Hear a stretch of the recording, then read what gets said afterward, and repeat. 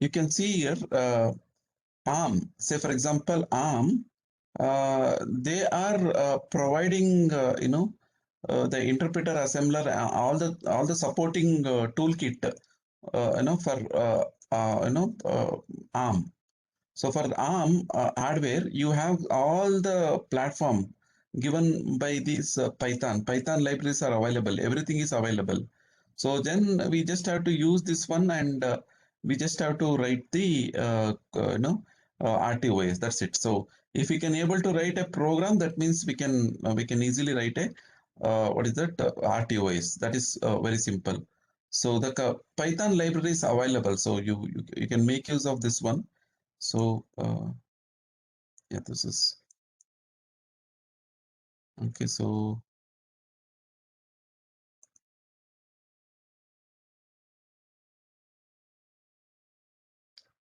it's pointing here. No, it's going to the Python, but definitely Python is definitely, it should be possible for you to write any, program, uh, and also what is that? The RTOS. So we'll explore, Ashwin. So we'll some more we'll explore, and I'll let you know. Okay. So now how we can implement RTOS and all using Python we'll explore. Huh? Any other questions?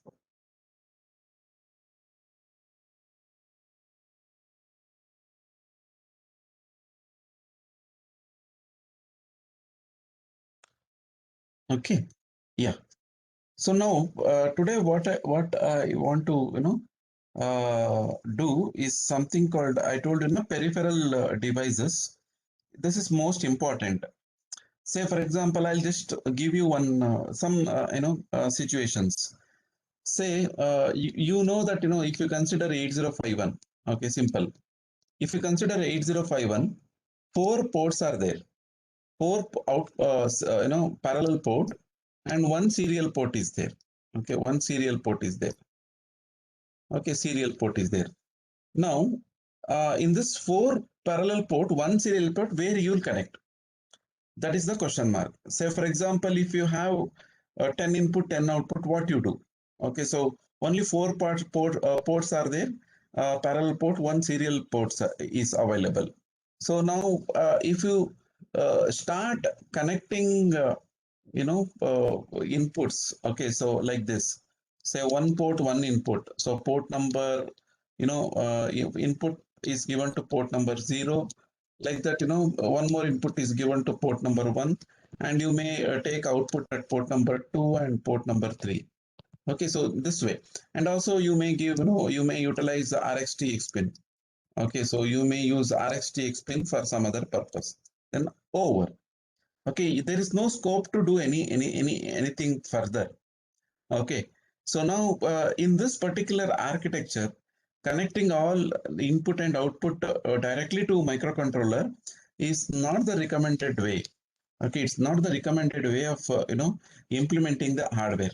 Okay, so you understood. So that means, there is no scope of extension. That is the problem.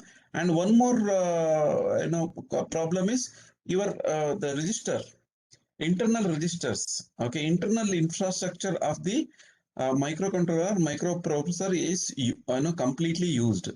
Okay, so this is the problem. And also you see, for example, one more situation. I'll just give you one more situation. You have a 8051 microcontroller. Okay, say now you have, two memories are interfaced. Say 1 TB memory is interfaced to your microcontroller. Here 1 TB is there. So maybe you may have to transfer data from one memory to other memory. Okay, so now you can see the problem here. Directly you are giving data to microcontroller, and from the microcontroller data is going to some other thing. Okay, so this is also not good architecture. Instead of this one, so you should have, so once the copy operation started, you should be in a position to bypass this microcontroller and give the data to directly to the memory unit. You see, so in this architecture, what happens? This microcontroller will become free. Correct. So that is one advantage. Similarly, what is that? So if you have this kind of direct connection instead of that, so what people will do? So if you have a microcontroller, okay, so microcontrollers they will use some kind of additional intermediate circuit. Okay, so additional interface circuit. Say for example, this can be programmable peripheral interface. So that means what happens here? They will provide IOs. Okay, say they may provide three IOs. So now what they will do? You just have to connect one data bus. Okay, one data bus and three control line. Then what I'll do the work of three port. You see here. Okay, so in this particular architecture, what happened? Okay, so and also you can enable and disable this particular chip PPI. Okay, so you can enable or disable. So in that way, whatever you required, you can that kind of hardware you can connect to your microcontroller or microprocessor. And if it is not required, just disable and make that particular hardware in idle mode. You understood? So that is actually a good architecture. So instead of connecting all hardware to microprocessor and microcontroller, and you just use some peripheral programmable peripheral interface to connect your IOs. So whenever some kind of GPIOs are required, okay, so general purpose input output is required, then definitely people will go for PPI. Okay, programmable peripheral interface. So similarly, if they want to do some kind of memory direct memory connection, they'll use some kind of direct memory access. Okay, so direct memory access interfaces they'll use. So if they want to use many serial inputs are there, and if you want to handle all those things, then what they'll do, they'll go for some kind of drivers. Using the driver, they will try to uh, isolate all those things if microcontroller disables it. You understand? So in this way, peripheral programmable interface play a vital role. So that's why how it is evolved for everything. Okay, so there is IC now. Okay, say for example, you want GPIO PPA, then 8255. Okay, 8255 or 5453. Okay, so different number ICs are there. So using this ICs, you can connect this 8255 to 8051. Okay, and you can create some kind of more input output operations. Okay, and also you can free microcontroller and microprocessor.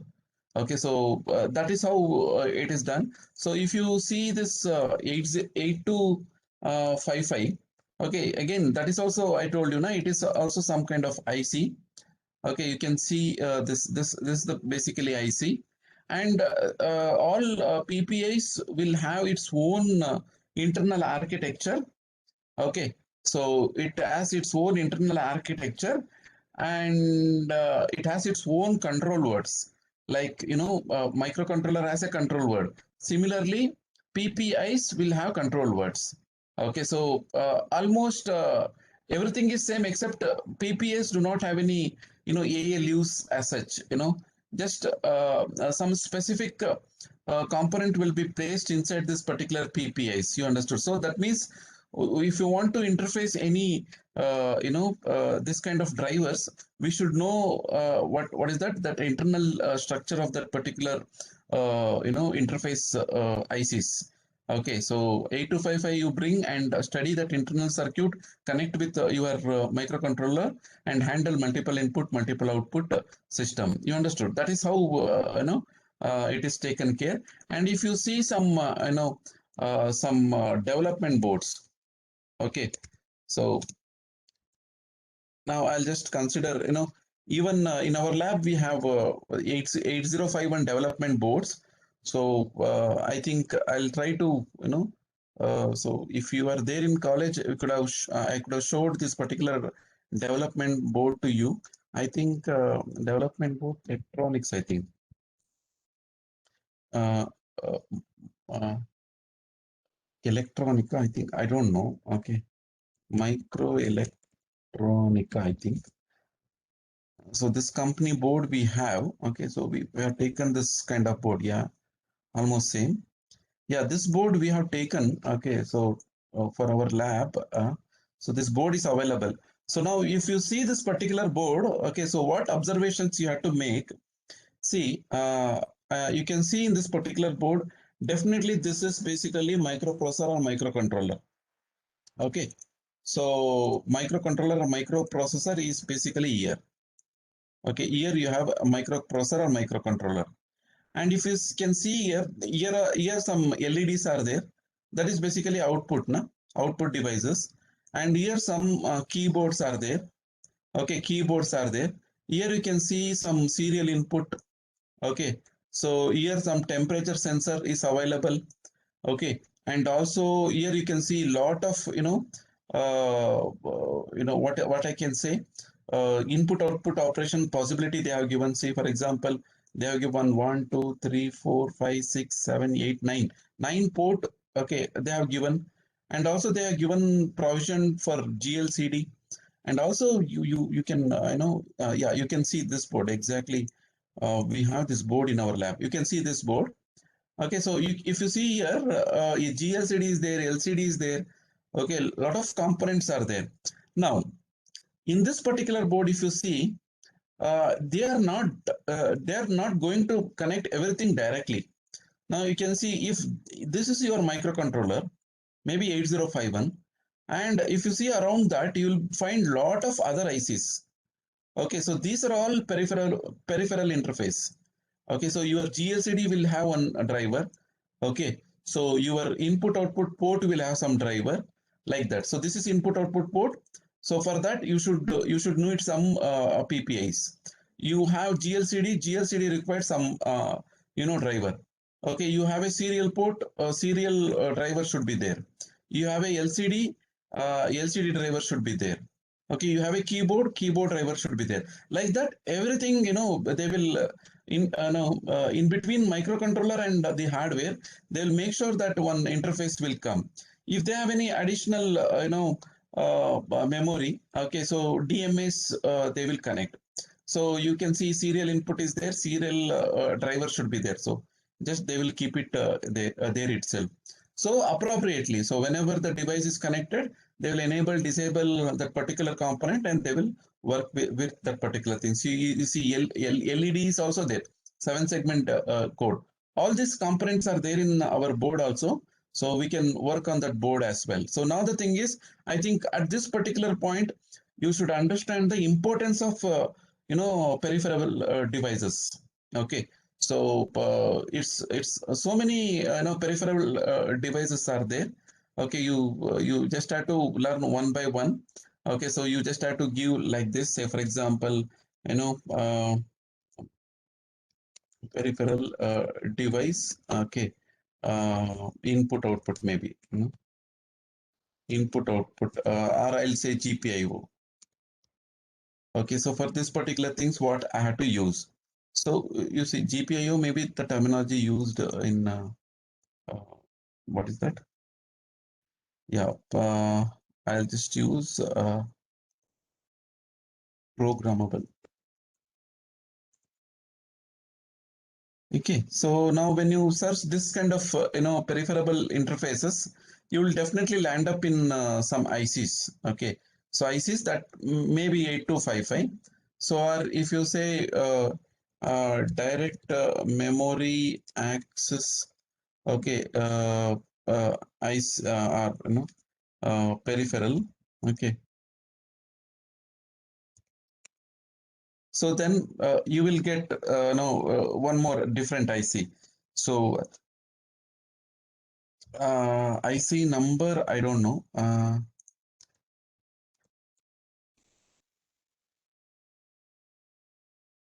Yeah, 8257. Okay, 827 is DMA.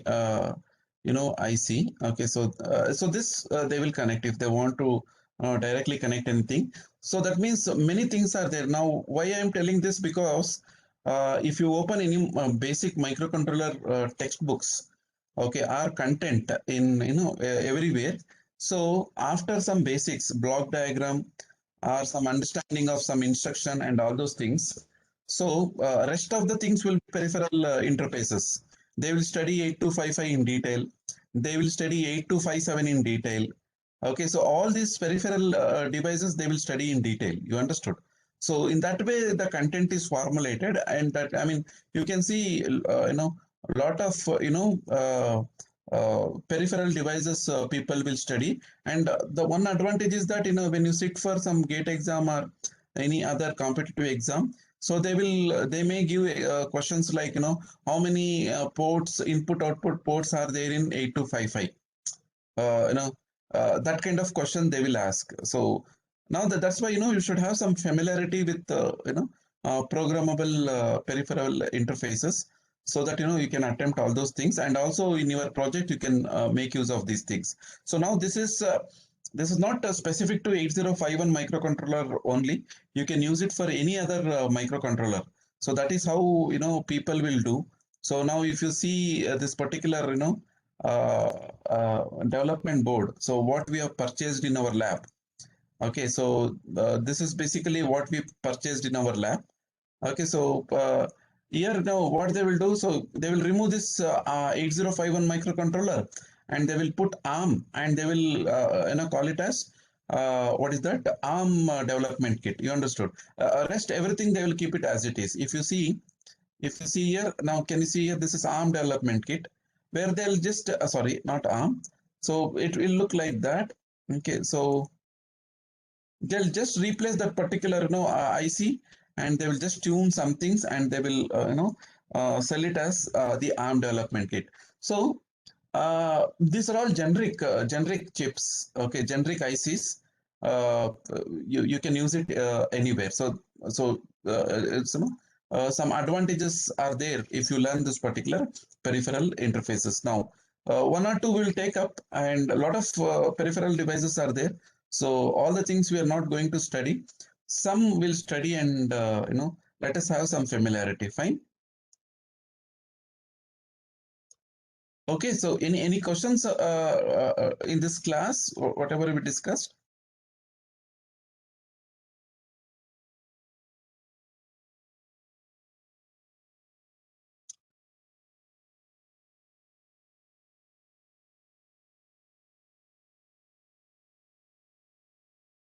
Any questions? Anybody? Any questions? What we have discussed today is basically uh, peripheral interfaces. Okay, so now you just have to explore. Okay, you have to explore.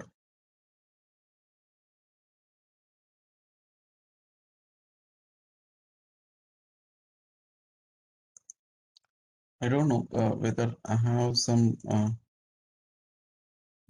textbooks or something like that. Yeah. Okay. Yeah, this is one textbook. Say. Uh, okay, so I don't know. Yeah. So let me see the content. Chapter 4 is fine. Chapter. Uh, yeah, this is ARM one. Okay, so they're not discussed. Let me open some other 8051.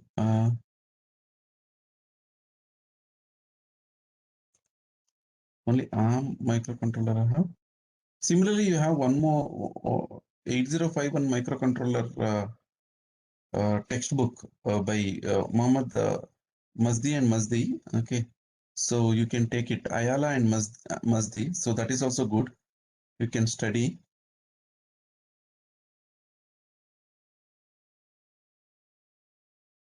So here that textbooks are not kept. So anyway, you just see the peripheral devices. Just get some knowledge on that. Fine. So if you have any questions, please do ask questions, please.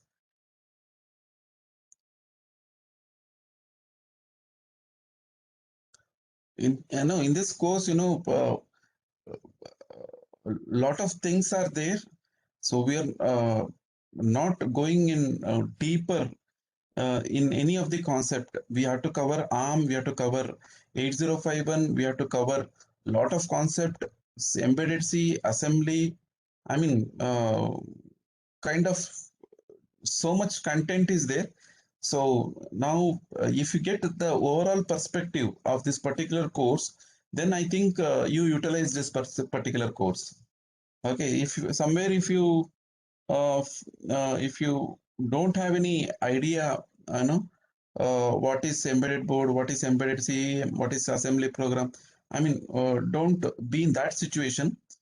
Okay, so somewhere you just have to, if you read some content, you should be in a position to understand all the things. So that is the objective of this particular course. Okay. Yeah, let me quickly take attendance.